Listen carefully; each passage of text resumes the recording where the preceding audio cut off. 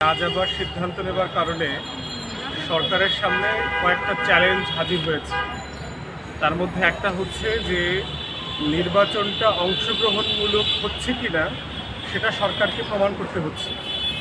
এখন সরকার নির্বাচন অংশগ্রহণমূলক হয় কিনা সেটা কয়েকভাবে প্রমাণ করতে পারে। একটা হচ্ছে যে কতগুলো রাজনৈতিক দল এই নির্বাচনে অংশগ্রহণ করছে, এবং আপনারা দেখবেন যে প্রায় নির্বাচন কমিশন থেকে শুরু করে আওয়ামী লীগের নেতারা বলে যে নিবন্ধিত রাজনৈতিক দলগুলোর মধ্য থেকে 24, 25, 26টা দল অংশগ্রহণ করছে। এখন প্রশ্ন হচ্ছে যে আমাদের মান্যবর হীরক রানী যিনি আছেন উনি আসলে এই 26-27টা দলের নাম জানেন কিনা, ওবায়দুল কাদের সাহেব অথবা ডক্টর হাসান মাহমুদ এই নিবন্ধিত রাজনৈতিক দল যারা এই যাত্রাপালাতে অংশ নিচ্ছে তাদের সবার নাম জানেন কিনা। বোঝা যাচ্ছে যে আসলে এগুলো কেউই কোনো গুরুত্বপূর্ণ রাজনৈতিক দল না। অতএব প্রথম যে যুক্তিতে আওয়ামী লীগ বলার চেষ্টা করছে যে আমরা আমাদের নির্বাচনটা অংশগ্রহণমূলক, কারণ কতগুলো রাজনৈতিক দল এখানে অংশগ্রহণ করছে। দ্বিতীয় যেটা তাদের যুক্তি যে নির্বাচনটা কেন অংশগ্রহণমূলক, প্রত্যেকটা এলাকাতে কি পরিমাণ ক্যান্ডিডেট নমিনেশন পেপার কিনেছে, এবং আপনারা দেখবেন যে এই সংখ্যাটা বাড়ানোর জন্য, নমিনেশন পেপারের সংখ্যাটা বাড়ানোর জন্য তারা যেটা করেছে স্বতন্ত্র ডামি ফেক বিভিন্ন জায়গা থেকে আগাছা গরু ছাগলের হাট থেকে বস্তা পচা জিনিস কিনে এনে ওখানে ক্যান্ডিডেট দিয়েছে কিছু টাকা পয়সা দিয়ে আর কি। আওয়ামী লীগ যেভাবে মিছিলে ভাড়া করে লোক নেয় ঠিক এরকম ভাড়া করে ক্যান্ডিডেট দিয়েছে। তো এই দুইটা প্রসেসের মধ্য দিয়ে তারা দেখলো যে এখন তাদের নির্বাচনের নাটকের যে গল্পটা, এই গল্পটা মানুষের কাছে পরিষ্কার হয়ে গেছে। তারপরও এই নির্বাচনটা যে অংশগ্রহণমূলক হচ্ছে এই বক্তব্যটা তারা মানুষকে এখন আর বিশ্বাস করাতে পারছে না। তৃতীয় তাদের সামনে যে চ্যালেঞ্জ এই নির্বাচনে সেটা হচ্ছে ভোটারদেরকে ভোট কেন্দ্রে আনা।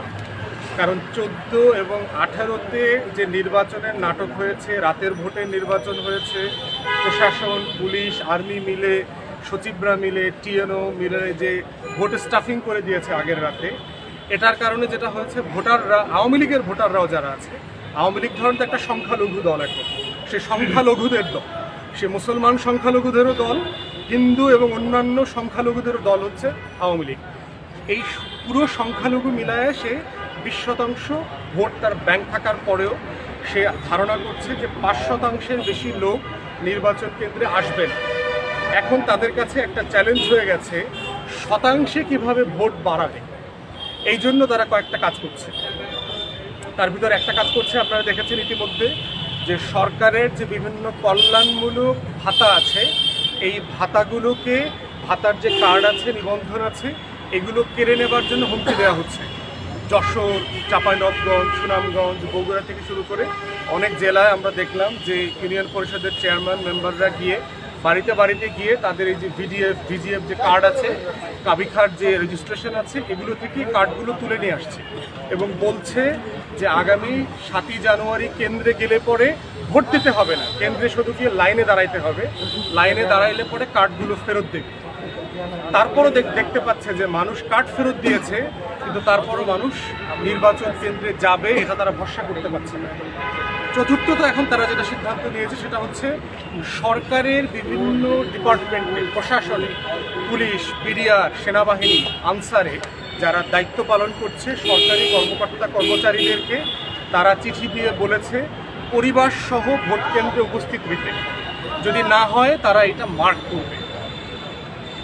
এটার পরেও তারা স্বস্তি পাচ্ছে না যে তারা এখন যে এই সরকারি কর্মকর্তা কর্মচারীরা অনেকেই এখন ছুটির আবেদন করছে। আমরা জানি যাদের প্রিজাইডিং অফিসার, রিটার্নিং অফিসারের দায়িত্ব দিয়েছে তারা অনেকেই এখন অসুস্থ হয়ে যাচ্ছে, দেশের বাইরে চলে যাচ্ছে, অথবা যাদের পক্ষে সম্ভব দেশে থেকে তারা কাজ থেকে ছুটির আবেদন করছে। সব মিলিয়ে আওয়ামী লীগ একটা লেজে গোবরে অবস্থায় আছে যে কোনো অঙ্ক কাজ করছে না। 2000 টাকা দিবে, 3000 টাকা দিবে পার পার্সন, ভোট কেন্দ্রে গিয়ে দাঁড়াবে লাইন ধরে 4 ঘন্টা পর্যন্ত, এরপরও মানুষ ভোট কেন্দ্রে যেতে রাজি হচ্ছে না। এই প্রেক্ষাপটে হচ্ছে আপনাকে বুঝতে হবে যে আওয়ামী লীগের এই যাত্রাপালার ভিলেন যারা আছে, আওয়ামী লীগের এই যাত্রায় কিন্তু কোনো নায়ক নাই, শুধু ভিলেন আছে, সবাই ভিলেন ক্যারেক্টারে অভিনয় করছে। এই জন্য দেখবেন যে ভিলেনরা কিন্তু মারামারি করে নিজেরা নিজেরা, আওয়ামী লীগের সব ক্যান্ডিডেট সব জায়গায় নিজেরা নিজেরা মারামারি করতেছে, এই ভিলেনরা স্বস্তি পাচ্ছে না। এখন তারা হইল থ্রেট লেভেলে চলে গেছে। যদি ভোট দিতে না আসো, যদি নির্বাচন কেন্দ্রে না আসো, যদি আমার পক্ষে ক্যাম্পেইনে না আসো, যদি আমার হয়ে এই কাজ না করো, তাহলে হাত কেটে দেব, পা কেটে দিব, এলাকা ছাড়া করব, মিথ্যা মামলা করব, প্রশাসন দিয়ে হেনস্থা করব, এই কাজগুলো করছে। এবং আগামী কয়েকদিনে দেখবেন এই হেনস্থা করবার কাজটা আওয়ামী লীগ আরও বাড়াবাড়ি লেভেলে নিয়ে যাবে। এবার পরিণতিতে যেটা হবে যে আওয়ামী বিদ্বেষটা যেটা এতদিন বিরোধী দলের মধ্যে ছিল, এটা আওয়ামী লীগের দলের নেতাকর্মীদের মধ্যেও সংক্রমিত হবে।